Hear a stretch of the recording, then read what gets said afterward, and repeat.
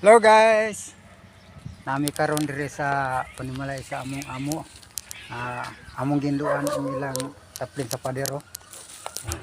Kay kating bagnuta ganyan karon nahinlo na guys. Nahinlo na dire. Kita ang mga kahoy o kating daghana o.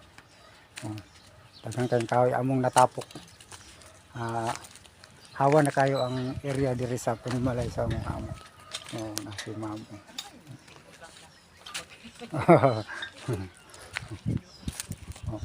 Para akong kauban nun, pasilong sa landong kay initan.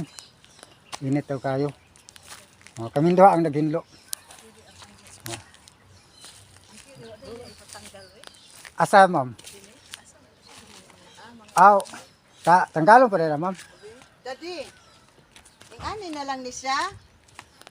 Tupilo. Og apo din ko og kakuto na mo no, asa na ibutang pud siya. Asa man Ayun na lang siguro. Eh. Kuan man no, mga mga tiles na siya ma'am. Mga tiles. tayo. Pwede mo na siguro kuan.